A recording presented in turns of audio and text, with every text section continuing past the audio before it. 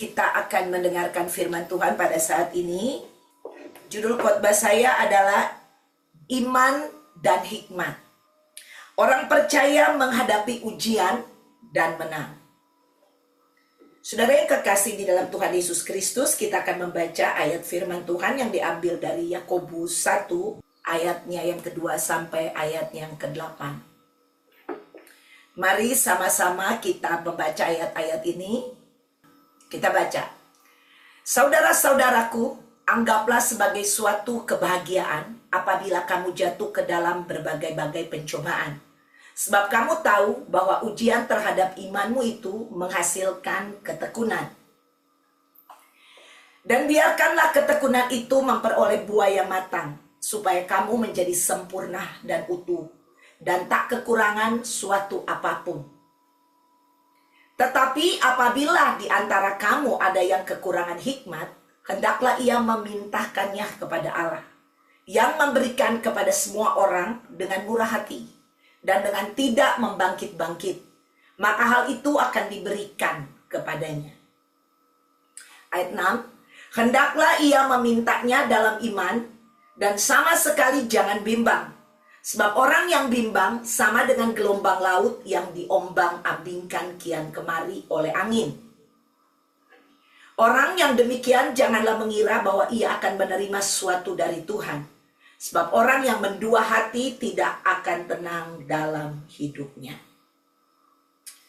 Saudara yang kekasih di dalam Tuhan Yesus Kristus, di hari-hari ini kita banyak sekali mendengar berita-berita, saudara, ya. Baik berita-berita yang baik, berita-berita yang buruk, bahkan condong lebih banyak berita yang buruk, saudara, yang kita dengar.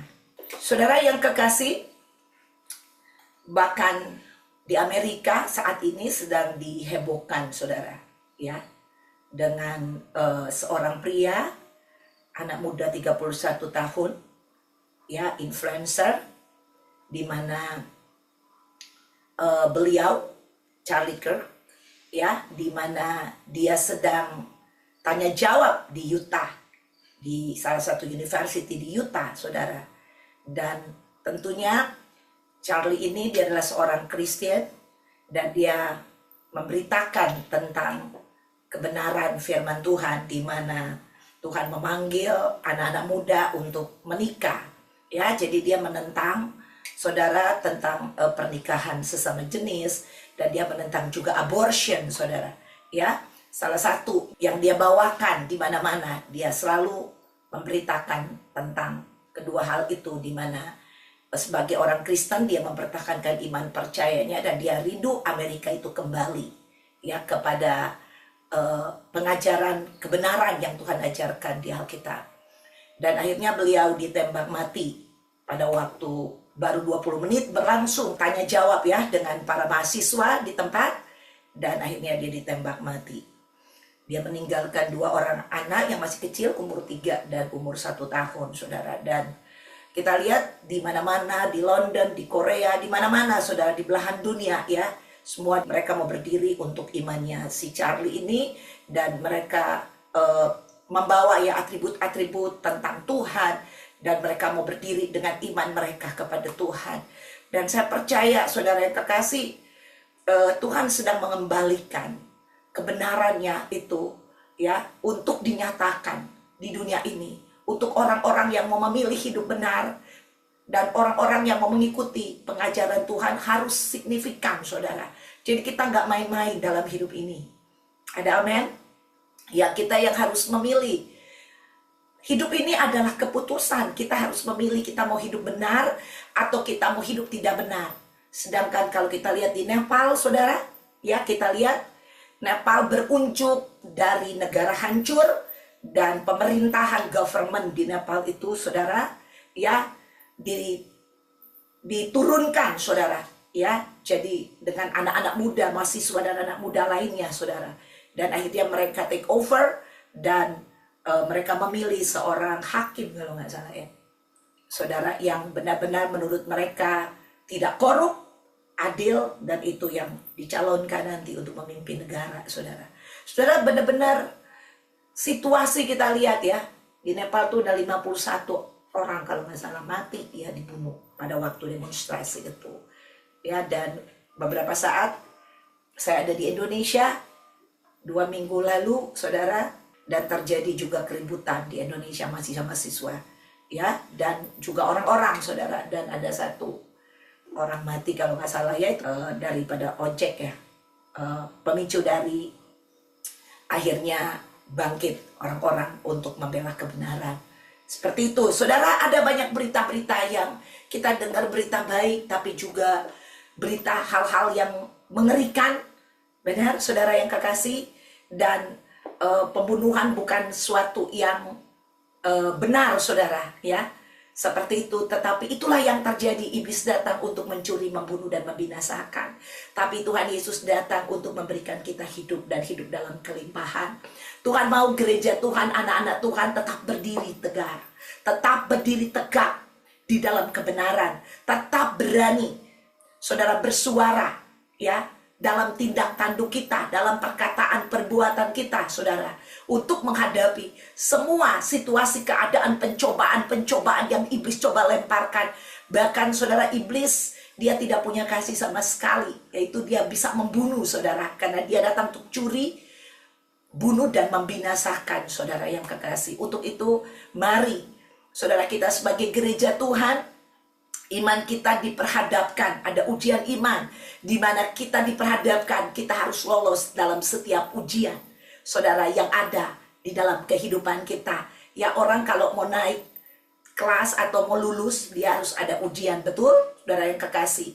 Ya, dan dengan ujian-ujian yang ada, itu menyatakan bahwa kita, orang-orang percaya, tetap tinggal di dalam iman dan hikmat Tuhan. Karena kedua hal ini tidak bisa dipisahkan. Kedua hal inilah yang akan membawa kita berjalan dari kemenangan pada kemenangan. Untuk itu, saudara, mari kita akan lihat ayat-ayat yang sudah tadi kita baca. Ini berbicara tentang apa? Dan kita of course berbicara tentang iman dan hikmat. Dan itu sangat diperlukan sekali oleh anak-anak Tuhan. Sehingga waktu kita berjalan dengan iman, percaya kepada Tuhan, dan juga dengan hikmat, tindakan-tindakan kita, keputusan-keputusan kita memerlukan hikmat untuk berjalan, untuk mengambil keputusan, untuk bertindak. Karena tanpa hikmat daripada Tuhan, saudara, kita tidak akan bertindak secara benar. Amin. Ya, untuk itu kita akan belajar sama-sama. Coba kita lihat di Yakobus, tadi sudah kita baca.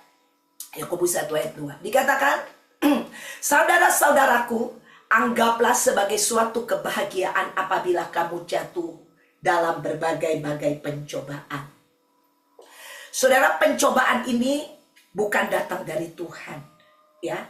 Pencobaan-pencobaan ini datang daripada si iblis yang melemparkan pencobaan itu kepada kita, anak-anak Tuhan khususnya.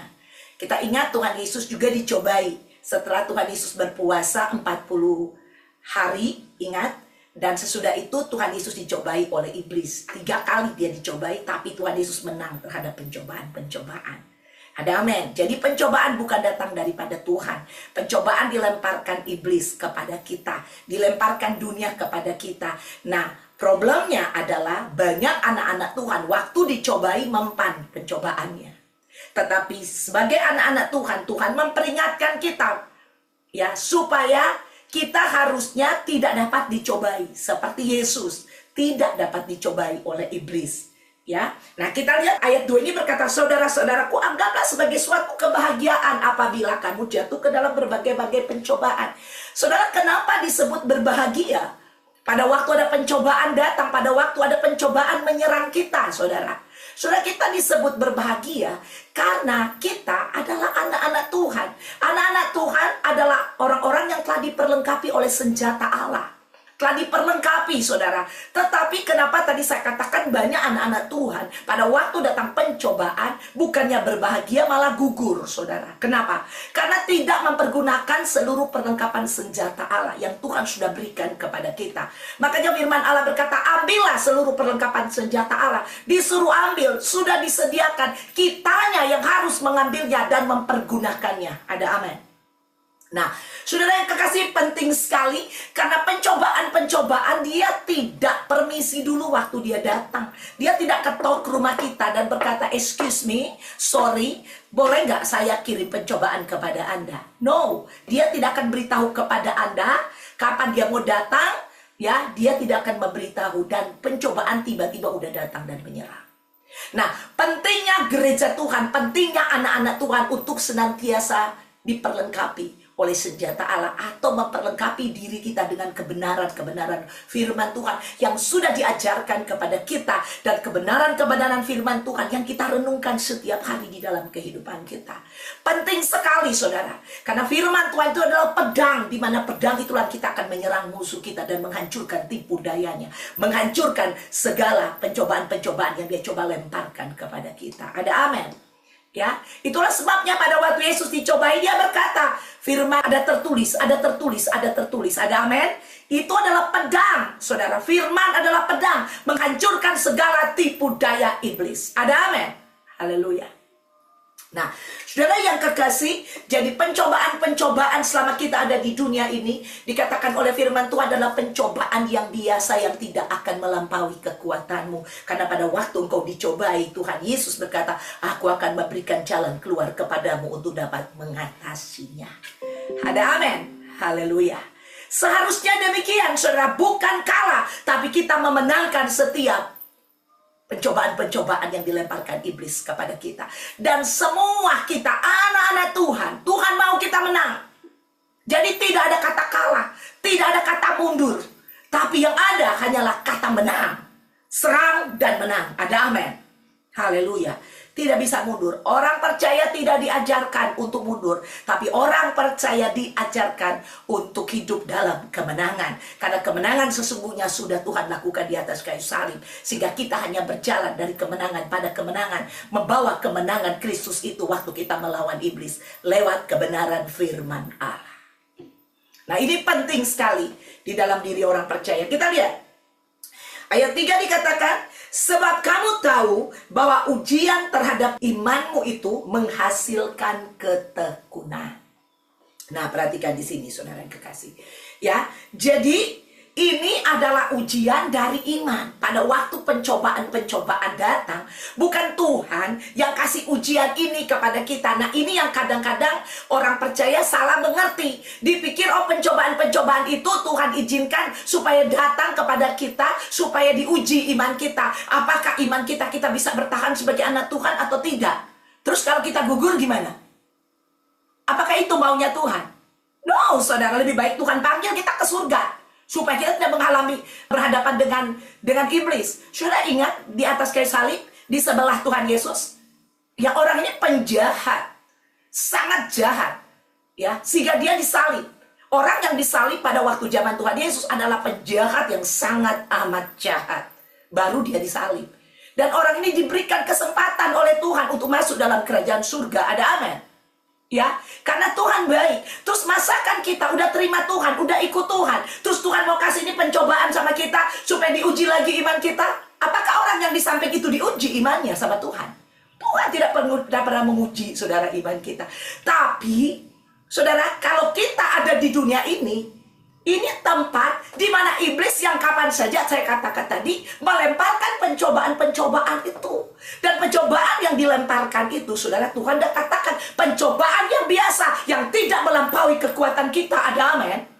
Haleluya. Tuhan itu baik. Dia sudah mempersiapkan kita, saudara, untuk bisa melawan pencobaan itu. Pencobaannya itu biasa. Saudara, contoh saya kasih tahu. Ya, misalkan Anda harus bayar 10.000 rupiah untuk membayar makanan. Terus Anda punya uang 1 juta. Anda problem atau enggak? Gak ada problem. Karena Anda punya uang 1 juta. Tapi kalau Anda cuma punya uang 5.000 atau nggak punya uang, mau bayar 10.000 makananmu, itu problem. Benar? Kalau Tuhan sudah berjanji, dia memberikan jalan keluar kepada kita untuk dapat mengatasinya, berarti no problem kepada pencobaan. Ada amin? Makanya Tuhan katakan bahwa berbahagia kita, karena kita melihat pada waktu iblis menyerang kita, kita tunjukkan bahwa kita anak Tuhan yang sudah diberikan otoritas untuk menang dalam setiap pencobaan. Ada amin? Haleluya. Bukan kalah. Nah, saudara yang kekasih, kita perhatikan di sini. Sebab kamu tahu bahwa ujian terhadap imanmu itu menghasilkan ketekunan. Jadi ujian-ujian ini artinya ujian terhadap iman kita, karena kita sudah punya dasar iman yang Tuhan taruhkan sejak kita percaya kepada Tuhan Yesus. Ada amin. Ya, firman Tuhan berkata kalau kita bisa mengaku Yesus adalah Tuhan, itu adalah pekerjaan Roh Kudus. Nah, itu dasar iman Kristus sudah ditaruh di dalam hidup kita. Sudah diletakkan itu dalam hidup kita. Ada amin. Dan kita harus membangun iman ini di dalam Tuhan setiap hari, setiap waktu dalam kehidupan kita. Banyak orang percaya sudah diletakkan dasar iman dalam hidup kita, tapi kita tidak membangun kehidupan kita berdasarkan dasar iman yang Tuhan sudah tetapkan dalam hidup kita. Dasar iman kita adalah Kristus, adalah kebenaran firman Tuhan. Makanya dikatakan iman timbul dari pendengaran, dan pendengaran akan firman Kristus. Ada amin, saudara. Nah, ini sudah diletakkan oleh Tuhan di dalam kehidupan kita. Harusnya iman itu lah yang kita pergunakan setiap hari. Saudara, kalau kita berbicara iman sebiji sesawi, saudara ingat itu iman biji sesawi? Ya, itu berbicara tentang apa, saudara? Biji sesawi ini adalah biji yang sangat kecil sekali. Tetapi dari benih ini yang sangat kecil, biji sesawi ini dikatakan, kalau engkau mempunyai iman seperti biji sesawi, engkau dapat berkata kepada gunung ini pindah, maka gunung ini akan pindah. Itu firman Tuhan. Biji sesawi itu sangat kecil sekali. Tetapi kalau ditanam, itu akan menghasilkan pohon yang besar, yang lebat, yang rimbun. Di mana pohon itu bisa berdiri dengan kokoh, tegak, dan siap mengatasi badai. Ada amin, saudara yang kekasih. Nah, Tuhan mau dasar iman yang ditaruh kepada kita, biar itu grow, itu bertumbuh dengan kebenaran-kebenaran firman Tuhan, persekutuan dengan Tuhan, doa-doa kita, kesaksian yang kita dengar, kita alami dalam kehidupan kita. Ada amin, saudara yang kekasih? Ya, itu yang akan membuat iman ini, saudara yang kekasih, bertumbuh. Amin. Dan iman itu bertumbuh di dalam dasar Kristus Yesus yang adalah dasar iman kita. Itu bertumbuh. Waktu Anda berpengetahuan tentang firman Tuhan, bertumbuh imanmu. Ada amin? Haleluya. Dan itu akan menjadi tambah hari tambah besar. Tambah hari menjadi satu pohon yang rimbun. Amin. Yang berdiri tegak, kokoh, dan siap menghadapi badai apapun yang datang dalam kehidupan kita. Ini namanya ujian iman. Ada amin, saudara yang kekasih. Nah, apapun yang terjadi di dunia ini, pencobaan apapun, saudara, harusnya kita menang. Ya, iman itu kokoh, tegak, tetap berdiri di dalam kehidupan kita. Nah, ini yang Tuhan inginkan terjadi. Makanya Tuhan Yesus, dia bukan hanya bilang kamu, ya, murid-muridku, pergi beritakan Injil. Tidak. Tetapi dia bilang, aku tidak akan membiarkan engkau piatu. Aku akan datang kembali kepadamu. Ada amin. Dia datang dalam bentuk Roh Kudus, tinggal di dalam kehidupan kita. Yaitu Tuhan Yesus sendiri, rohnya ada dalam kehidupan kita. Dia berkata, aku menyertaimu sampai pada kesudahan zaman. Ada amin. Dan inilah yang menjadi dasar iman kita, yang adalah Kristus yang ada di dalam kita. Dan itu tidak ada di mana-mana, saudara. Itu ada di dalam hidupmu dan saya. Ada amin. Dan ini yang menjadi dasar kehidupan kita. Ini yang harus terus dibangun, dibangun, dibangun, dibangun. Akhirnya dia bertumbuh. Dan apapun tantangan, keadaan, situasi yang coba datang mencobai kita, kita akan berkata, ini adalah kebahagiaan. Karena pencobaan itu tidak akan pernah menang dalam hidup kita. Haleluya. Dikatakan, sebab kamu tahu bahwa ujian terhadap imanmu itu menghasilkan ketekunan, saudara.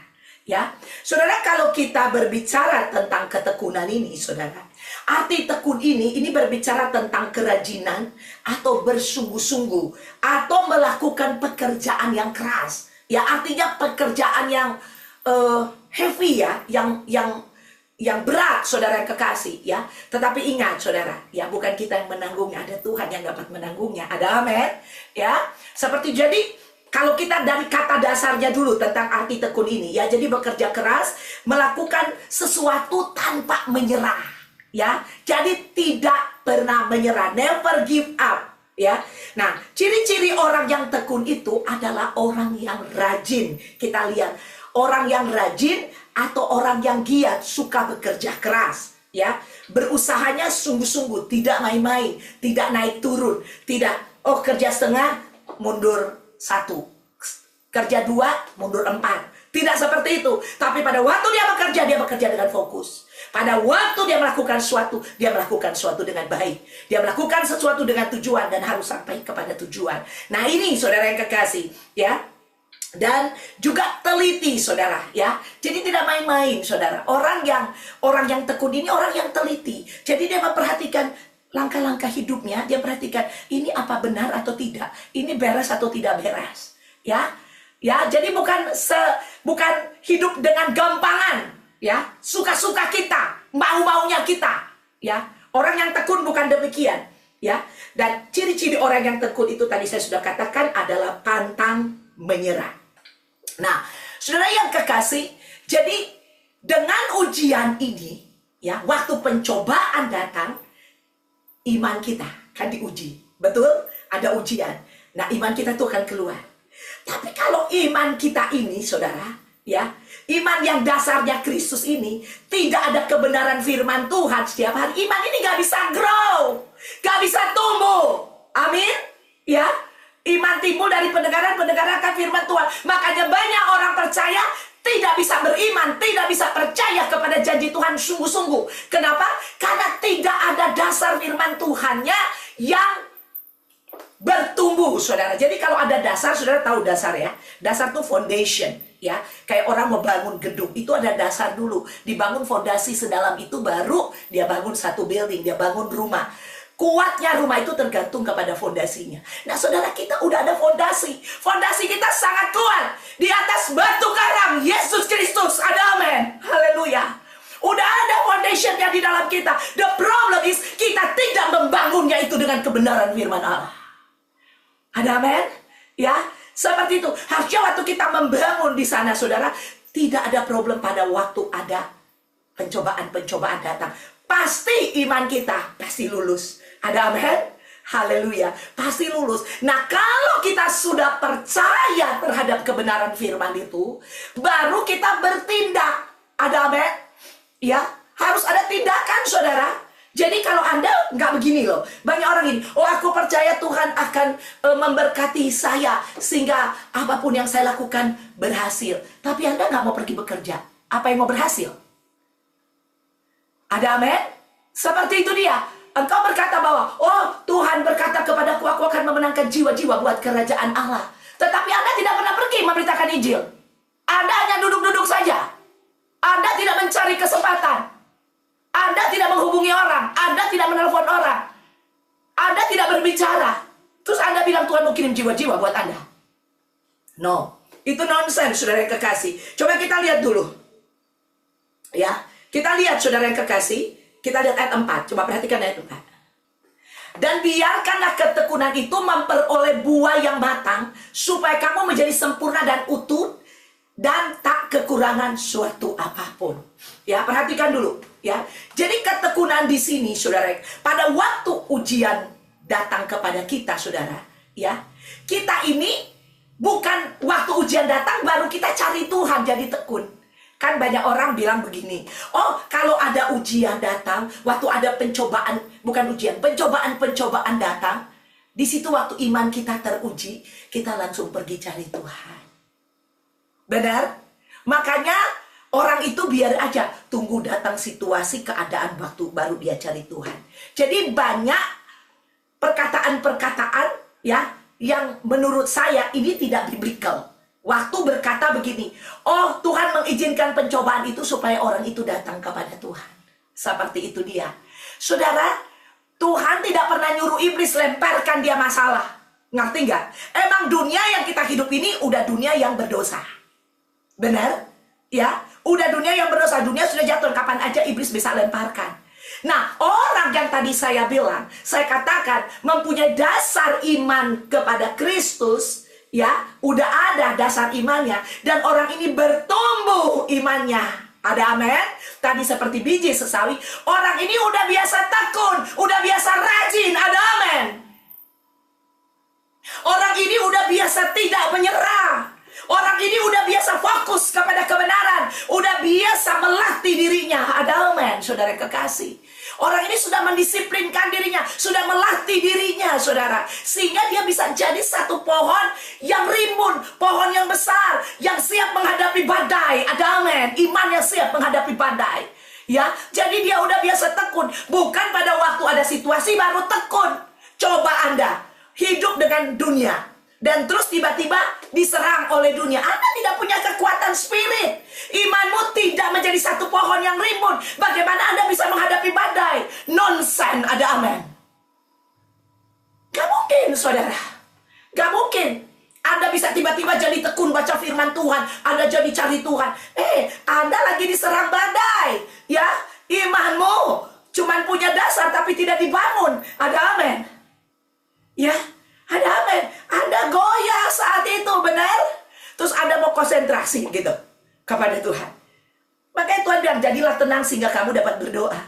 Ya, orang yang punya hubungan dengan Tuhan, ya, dia bisa berdoa di tengah-tengah badai sekalipun. Dia bisa berdoa karena dia tidak terpengaruh. Karena dia telah menjadi imannya, telah menjadi satu pohon yang rimbun, yang siap menghadapi badai. Pohon yang kuat, yang gagah. Udah biasa tekun dia. Ada amin. Jadi pada waktu ada tantangan, saudara, ketekunan itu menjadi lifestyle kehidupan dia. Ada amin. Haleluya. Makanya ayat 4 berkata, dan biarlah ketekunan itu memperoleh buah yang matang, supaya kamu menjadi sempurna. Ada amin. Haleluya. Kalau kita biasa melatih diri kita, saudara, ya, saudara yang kekasih, dikatakan di sini, coba buka lagi. Jadi sempurna dan utuh dan tak kekurangan suatu apapun. Haleluya. Haleluya. Ya, jadi tidak kekurangan sesuatu apapun. Ya, bukankah Tuhan datang supaya memberikan kita hidup dan hidup dalam kelimpahan? Ada amin. Haleluya. Tuhan tidak mau kita kekurangan suatu apapun. Dia mau semua apa yang kita perlukan. Allahku akan memenuhi segala keperluanmu menurut kekayaan dan kemuliaan yang ada dalam Kristus Yesus Tuhan. Haleluya. Ini yang dia inginkan terjadi. Dia tidak inginkan kegagalan terjadi dalam kehidupanmu. Prinsip dunia belajar dari kegagalan. Tuhan tidak berprinsip seperti itu. Kita tidak disuruh belajar dalam kegagalan, tapi Tuhan mau kita belajar kepada kebenaran firman Allah. Ada amin. Haleluya. Prinsip-prinsip dunia jangan dimasukkan ke dalam kebenaran firman Allah. Itu akan membuat jadi tidak baik firman Tuhan ini, saudara yang kekasih. Ya, firman Tuhan adalah kebenaran yang datang dari surga, dan itu pure, murni, 100%. Ada amin. Jangan dicampur baurkan, ya, saudara, dengan pikiran-pikiran dunia. Ada amin. Jadi bukan belajar dari kegagalan. Jangan belajar dari kegagalan, tapi terus belajar di kaki Tuhan. Belajar kepada kebenaran firman Tuhan. Belajar minta dipimpin oleh Roh Kudus. Ada amin, saudara yang kekasih. Haleluya. Saudara, karena kalau kita anak-anak Tuhan, ya, kita mulai dari sesuatu yang salah, even itu cuma kecil, itu ujung-ujungnya besar, saudara. Benar? Tapi kita mulai belajar dari kebenaran firman Tuhan, dan kebenaran firman Tuhan itu akan memerdekakan kita. Haleluya. Kebenaran firman Tuhan itu yang akan membawa kita berjalan dari kebenaran pada kebenaran dan pada seluruh kebenaran, kata firman Tuhan. Amin. Jadi tidak ada kekurangan suatu apapun yang utuh. Coba kita lihat sekarang, saudara kekasih, kita buka ayat berikutnya. Nah, perhatikan ini. Demikian juga halnya dengan iman. Jika iman itu tidak disertai perbuatan, maka iman itu pada hakikatnya adalah mati. Nah, saudara yang kekasih, ini di Yakobus 2 ayat 17. Saya selipkan di ayat-ayat ini. Tadi kan Yakobus 1. Saudara, ini berbicara tentang demikian juga halnya dengan iman. Jika iman itu tidak disertai dengan perbuatan, maka iman itu pada hakikatnya adalah mati. Jadi iman itu, saudara, benar-benar kepercayaan kita kepada Tuhan.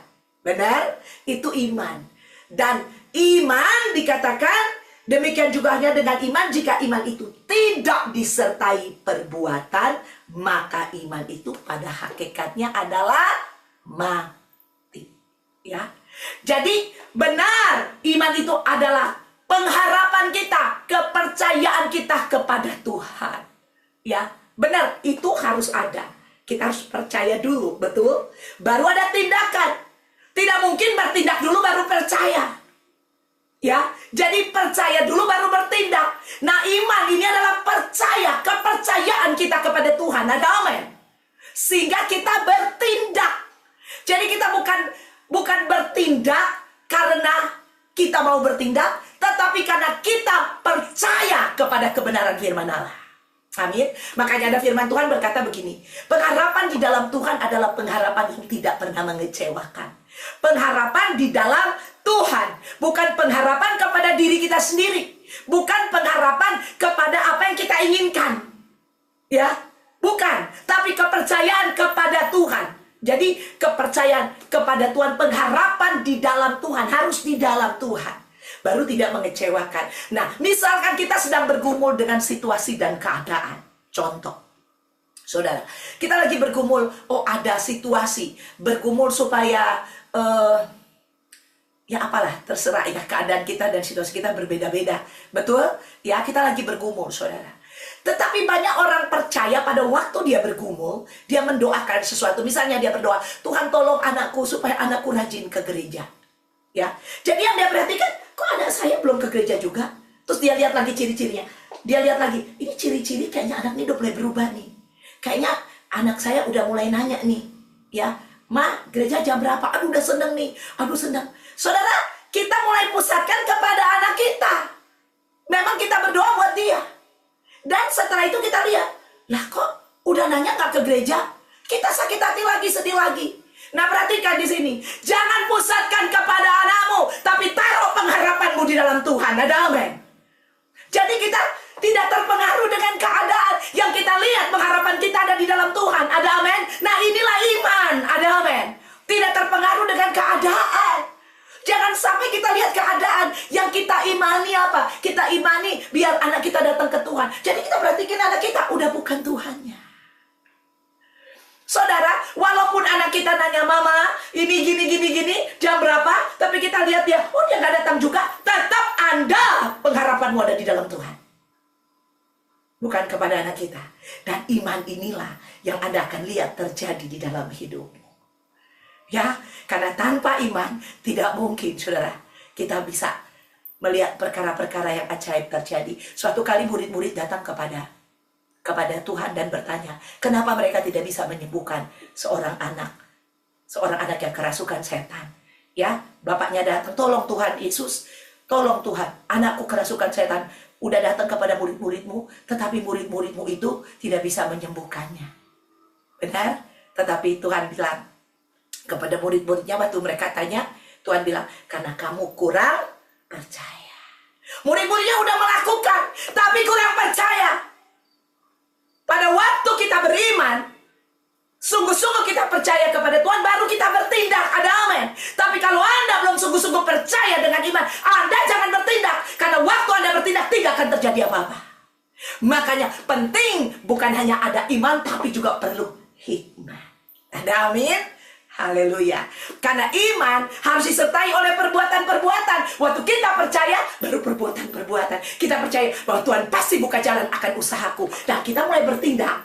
Ya, kita mulai bertindak membuka usaha kita. Amin. Seperti itu dia. Waktu kita udah punya iman percaya dan disertai perbuatan. Nah, perbuatan-perbuatan ini yang kita akan lakukan, saudara, itu harus punya hikmat dari Tuhan. Tanpa hikmat, tidak mungkin kita bisa melakukan tindakan-tindakan itu. Karena kita perlu mengambil keputusan-keputusan yang benar dalam hidup ini. Dan kita harus melakukan tindakan-tindakan yang benar dalam hidup ini. Ada amin? Kita lihat ayat berikutnya. Yakobus 1 ayat 5. Tetapi apabila di antara kamu ada yang kekurangan hikmat, hendaklah ia memintakannya kepada Allah, yang memberikan kepada semua orang dengan murah hati, dan dengan tidak membangkit-bangkit, maka hal itu akan diberikan kepadanya.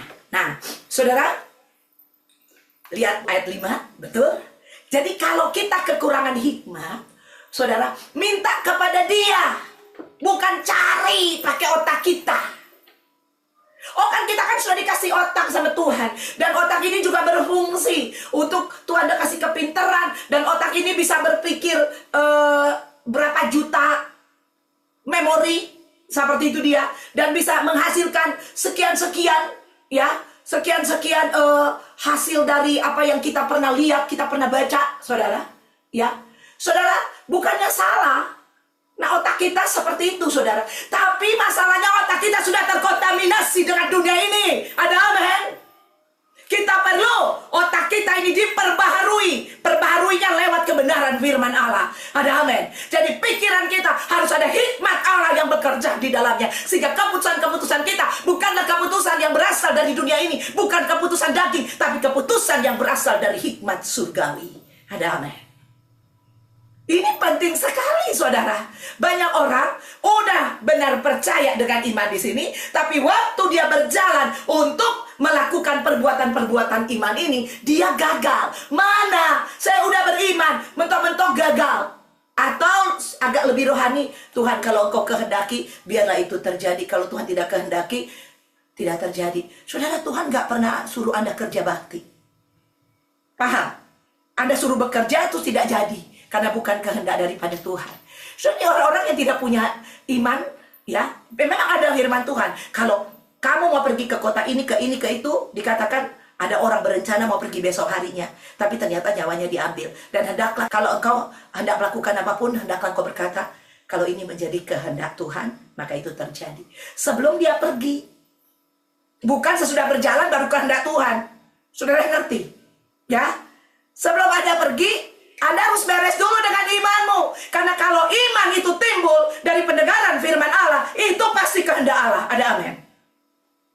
Haleluya. Dan pasti berhasil. Seperti itu dia. Bukan Anda bilang, aduh doain aja ya saya mau lakukan proyek ini. Udah setengah proyek, udah 3/4 proyek, udah rugi, udah ini. Ya bukan dari Tuhan. Tenang aja. Itu berarti Tuhan menyediakan hal yang besar buatmu. Come on, gereja Tuhan. Ada amin. Tidak begitu.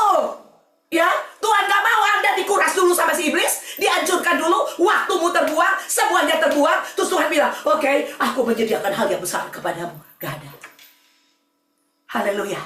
Tuhan gak mau Anda dicuri oleh iblis. Karena iblis datang untuk mencuri, membunuh, tapi dia mau memberikan Anda kehidupan. Kalau hidup, Anda akan berjalan dari kemenangan pada kemenangan. Haleluya. Nah ini yang Tuhan inginkan dalam kehidupan kita. Jadi jangan sampai kita salah mentafsirkan ayat demi ayat, dan kita menjelaskannya seperti itu. Dan akhirnya membuat orang tidak berjalan dengan iman dan hikmat Tuhan. Haleluya. Saya percaya kalau kita berjalan dengan iman dan hikmat Tuhan bekerja dalam diri kita, keputusan-keputusan yang akan kita ambil adalah keputusan-keputusan yang benar. Dan kita tidak akan tergoyahkan di dalam sini. Dan pikiran ini adalah pikiran yang diberi hikmat oleh Tuhan. Sehingga pemikiran-pemikiran kita adalah pemikiran-pemikiran yang datang dari surga. Kalau udah datang dari surga, emang siapa yang bisa lawan? Tuhan bilang, kalau aku di pihakmu, siapakah dapat melawanmu? Ada amin. Haleluya. Kita lanjutkan ayat berikutnya. Coba kita lihat ayat 6. Hendaklah ia memintanya dalam iman. Nah, saudara ya. Dan sama sekali jangan bimbang. Sebab orang yang bimbang sama dengan gelombang laut yang diombang-ambingkan kian kemari oleh angin. Ya. Perhatikan di sini. Tadi kan dibilang tekun. Ya, harus tekun. Jadi saudara, pada waktu kita beriman sesuatu, kita beriman. Ya, kita udah percaya. Waktu kita percaya, kita melangkah. Kita minta hikmat Tuhan. Betul? Ya, untuk ada bersama dengan kita. Bukan cuma satu kali habis minta hikmat Tuhan terus ada beres di depanmu. Kalau proyekmu Anda mau jalanin 1 bulan, 1 kali kita berdoa, satu itu untuk sepanjang 1 bulan selesai. No. Ingat, si enemy kapan aja bisa menyerang kita. Menggagalkan apa yang kita imani. Menggagalkan apa yang menjadi iman kita. Ya, si enemy kapan aja dia bisa ganggu. Itulah sebabnya, saudara yang kekasih, kita harus tetap teguh, tetap kokoh. Iman kita harus tetap terus bertumbuh. Amin. Haleluya. Ya, jadi kebenaran firman Tuhan itu seperti pohon yang ditanam di tepi aliran air. Ada amin. Haleluya. Kalau pohon ditanam di tepi aliran air, setiap hari dia berhubungan akarnya dengan air. Ada amin. Sehingga membuat pohon itu kokoh. Jangan Makanya dibilang, oh kita udah menjadi iman, kita udah bertumbuh, udah jadi pohon yang rimbun. Betul, yang siap menghadapi badai. Saudara, pohon yang rimbun itu tetap harus berhubungan dengan air. Ada amin. Kalau tidak berhubungan dengan air, pohon itu bisa mati. Segede apapun, ya, sedalam apapun akarnya, kalau tidak ada air, pasti mati. Haleluya. Jadi, walaupun itu sudah bertumbuh, tetap, saudara, firman kebenaran itu harus ada setiap hari dalam hidup kita. Sampai kita baca ayat 6, ya. Hendaklah ia memintanya dalam iman. Nah, iman ini ya. Terus, saudara ya. Jadi kita minta hikmat. Terus ada. Nah, itu iman. Ya, terus itu disirami firman Tuhan, disirami, dan sama sekali jangan bimbang. Dan orang ya sudah memintanya dengan iman, sama sekali jangan bimbang. Saudara sekasih, itu makanya dibilang hendak kita mintanya dalam iman. Waktu kita minta dengan iman, bukan berhenti sampai situ, terus diairi, sehingga kita tidak menjadi bimbang. Karena orang yang bimbang, sebab orang bimbang sama dengan gelombang laut yang diombang-ambingkan kian kemari oleh angin. Ya, paham ya, paham ya, paham. Ayat 7 kita lihat. Nah, orang yang demikian janganlah mengira bahwa ia akan menerima sesuatu dari Tuhan. Ya. Saudara perhatikan di situ. Ya. Jadi bagaimana air berperan setiap hari dalam kehidupan kita, air hidup ini? Persekutuan dengan Tuhan, doa, membaca, merenungkan firman Tuhan. Bukan cuma baca ya, habis baca lupa. Bukan itu. Kita harus renungkan firman itu siang dan malam, dan apply itu dalam hidup kita. Ada amin? Ya, sehingga pohon yang sudah bertumbuh itu, yang kuat, yang besar itu, tetap dialiri oleh air. Dan dia tetap kokoh, semakin kokoh. Ada amin? Haleluya.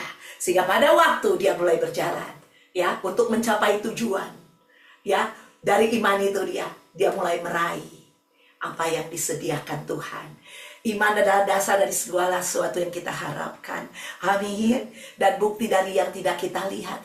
Waktu dia beriman, dia percaya, dia belum lihat. Tapi waktu dia mulai berjalan dengan hikmat Allah, ya, tetap kebenaran firman itu dia terus menopang hikmat ini, terus menopang iman ini. Ada amin? Ya, terus saudara, waktu dia mulai berjalan, dia mulai melihat, ya, pengharapan itu dia. Waduh, udah mulai kelihatan. Ada amin? Haleluya. Yang tidak kelihatan mulai kelihatan, mulai terbuka. Dan akhirnya saudara yang kekasih, dia bisa melihat imannya itu terjadi. Ada amin? Menjadi kenyataan. Haleluya. Yang terakhir Yakobus 1 ayat 8. Sebab orang yang mendua hati tidak akan tenang dalam hidupnya. Haleluya. Saudara yang kekasih, orang kalau mendua hati, pasti dia nggak tenang, saudara. Ini firman Tuhan, ya. Karena dia bingung, yang mana yang dia harus pilih. Betul? Karena mendua hati.